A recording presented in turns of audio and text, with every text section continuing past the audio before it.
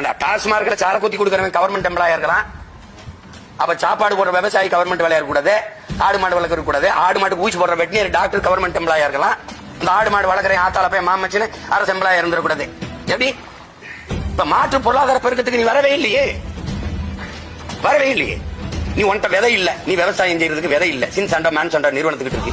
எத்தனை பேருக்கு கவலை இருக்கு இந்த தலைவர் இல்ல, இந்த போட்டியிட இந்த திராவிட கூட்டணிக்கு ஒருத்தங்க சொல்லு எங்க 22,792 விதையை ஒரே நாள மன்மோகன் சிங் ஆட்சியில சின் சண்டா நிறுவனம் மேன் சண்டா நிறுவனம் எடுத்து கொடுத்த பெருந்தகைகள் இவர்கள் தான். எல்லாரும் கூட இருந்தாங்க. இந்தியாவிலே 2 கலவந்தாள் தான். அந்த நெல் நிறுவனத்தின் தலைவர் ஆத்தாளர் ரிச்சாரியா, இன்னொருத்த எங்க அப்பா நம்ம எல்லாம் 2 பேரும் போயிட்டான். இப்ப வெறும் நெல் எங்க இருக்கு, விதை எங்க இருக்கு? தக்காளி விதை, கத்தரி விதை, பூசணி விதை, வெண்டைக்காய், சுரக்காய் விதை வச்சிருக்கியா? எங்க இருக்கு? ஒண்ணும் கிடையாது. நீ ஒரு தக்காளி கிலோ விதை எடுத்து போடு, முளைக்க மறுபடியும் விதைக்கு 1 கிலோ விதைக்கு 5000 ரூபாய் அவன்கிட்ட போய் வாங்கிட்டு நான் விதையிலிருந்து மீண்டு எழணும்னு துடிக்கிறேன். என் மொழி செத்துருச்சு. தமிழ் மீட்சி அப்படின்னு இந்த தலைமைகள் ஏதாவது பேசுமா? எல்லா படமும் ஆங்கில பேர் வச்சு வருது, எல்லா நுட்பக்கலைங்களும் ஆங்கிலத்தில் வருது, தமிழ்ல பேச தெரியல. அலைபேசியில தங்கிலீஷ்னு ஒரு ஆப் வருது. அவ்வளவுதான். இது ஒரு இனம் செத்துருச்சு. நான் மீட்சி வரணும்னு நினைக்கிறேன், மறு கட்டமைப்பு செய்யணும்னு நினைக்கிறேன். இவ்வளவு வேலை செய்யறது இதோட போய் இது மாற்று இது போட்டி இல்ல. நீங்க எல்லாரும் போட்டியை போடுங்க.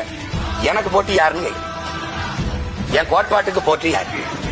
தண்ணீர் விற்பனைக்கு அல்ல, தண்ணீர் உலக உயிர்களின் உயிர் தேவை. அது விற்பனை பண்டம் அல்ல, மிக உயர்ந்த சந்தை பொருள் அல்ல. தடை. நான் ஆட்சிக்கு வந்தா தடைங்கிறேன். இதுல எந்த கட்சி சொல்லும்?